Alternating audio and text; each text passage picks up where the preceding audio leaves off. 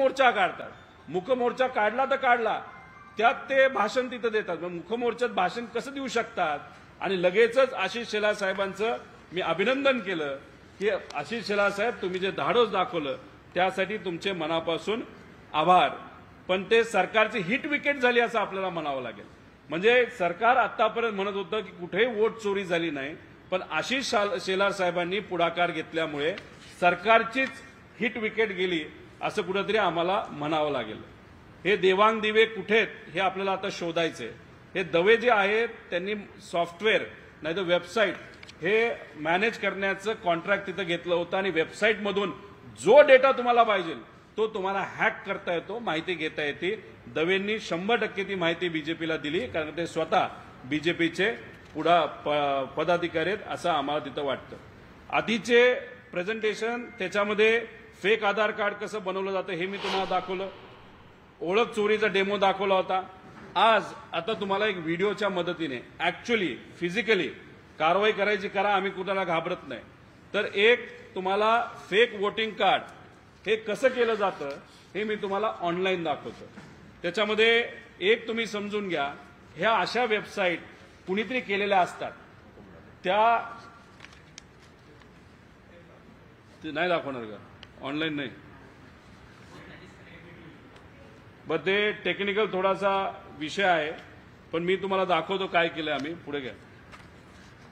आता याच्यामध्ये fake voting कार्डमध्ये काय अडचणी असतात, त्याच्यामध्ये अस्पष्ट फोटो असतो. नाव तेच असू शकतं, पण अस्पष्ट फोटो असल्यामुळे तिथं अतिशय घाण फोटो, जे कोणालाच काय ओळखत नाही असे फोटो मुद्दामून तिथं टाकले जातात. लहान साईजचा फोटो मोठ्या प्रमाणात वापरला जातो.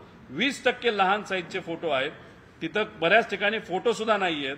मयत मतदार याच्या यादीतून हटवलेले नाहीत, म्हणजे त्यांची जी नावं आहेत ती हटवलेली नाहीत.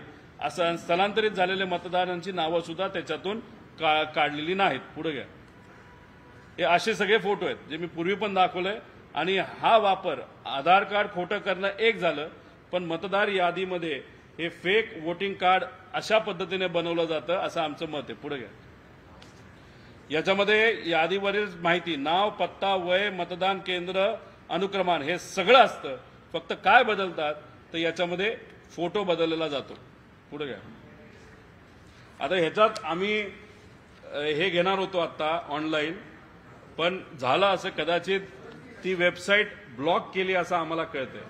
आता आज पहाटे आम्ही जेव्हा एक इलेक्शन कमिशनचं खोट्या वेबसाईटवरनं पण खऱ्यासारखं दिसणारं हे वापरणार नाही आम्ही कधी, पण हे जे आम्ही बनवलंय नाव आहे मराठी आणि मेलोनी यांचं मी एक तिथं इलेक्शन कमिशनचं वोटिंग कार्ड तिथं आम्ही बनवलं. हे काय ऍक्च्युअल वेबसाईटवर बनवलेलं नाही, ही वेगळी वेबसाईट आहे. ती काही वेळ चालती, नंतर ती बंद करून टाकली जाते. इलेक्शनच्या वेळेस अशा अनेक वेबसाईट तिथं काढल्या होत्या. ऍक्च्युअल वोटिंग कार्ड हे त्या ठिकाणी बनवलेलं आहे. गेल्या वेळेस आम्ही एक वेबसाईट दाखवली, त्याच्यावर तुम्हाला आधार कार्ड करून दाखवलं आणि मग ती वेबसाईट कदाचित आता बंद झाली. हे खरं तर आतापर्यंत चालू होती, पण दुर्दैवाने आता ती बंद झालेली आहे. मग अशा पद्धतीने हे वोटिंग कार्ड तिथं बनवलं जातं. म्हणजे आधी आधार कार्ड, आता वोटिंग कार्ड. तर आता निवडणुकीचं बिगुल वाजलेलं आहे. स्थानिक स्वराज्य संस्थांच्या निवडणुकांच्या पहिल्या टप्प्यातल्या निवडणुका म्हणजे नगर परिषदेनी नगरपंचायतीच्या निवडणुका पार पडतात. पण यात दुबार मतदारांच्या मुद्द्याला घेऊन मात्र निवडणूक आयोगाने समाधानकारक असं उत्तर दिलेलं नाही. बघा, 2 तारखेला मतदान होईल, म्हणजे 2 डिसेंबरला मतदान होईल आणि 3 डिसेंबरला मतमोजणी होऊन निकाल लागणार आहे. त्यामुळे